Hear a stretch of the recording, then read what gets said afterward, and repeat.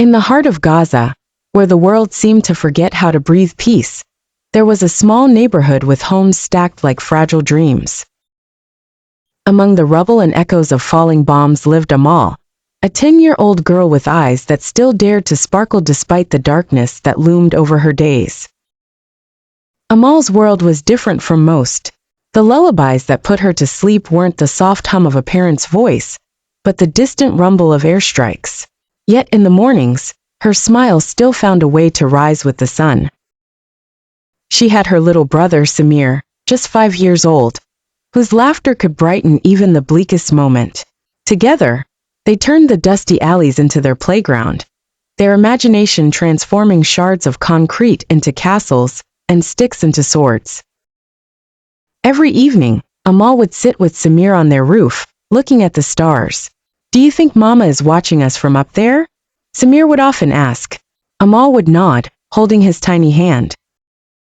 Their mother had passed away during one of the raids, leaving their father to carry the weight of a family on his weary shoulders. "Of course she is," Amal would whisper. "She's one of the brightest stars. That's why she always watches over us." Amidst the chaos, there was a small haven of hope, a makeshift classroom set up by Fatima, a former teacher who had lost her own school to the war. She gathered children under a large olive tree, teaching them to read, to write, and most importantly to dream. Amal loved these lessons. She dreamed of becoming a doctor, someone who could heal others like Fatima healed hearts with her words.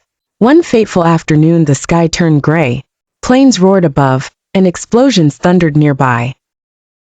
Amal grabbed Samir's hand, and they ran as fast as their little legs could carry them toward a neighbor's basement. Fear gripped the air, but Amal whispered to her brother, "Close your eyes, Samir. Think of Mama and the stars. They'll keep us safe." That night, the bombing stopped, and the children emerged to find their neighborhood unrecognizable. Amal's home was gone. She stared at the ruins, clutching Samir tightly. Their father rushed to them, his face a mix of relief and sorrow. "We'll rebuild," he said, his voice trembling but firm. "We still have each other. That's all we need." Amal looked up at the sky. The stars blinked back, and she could almost hear her mother's voice in the stillness. "Keep going, my brave girl," it seemed to say. The next day, Amal and Samir returned to Fatima's olive tree. The other children were there too, some with tears, others with quiet determination. Fatima stood before them, her voice steady. "No matter what they take from us, they cannot steal our dreams." Years later, Amal's dreams bore fruit. Against all odds, she became a doctor, working tirelessly in a war-torn clinic.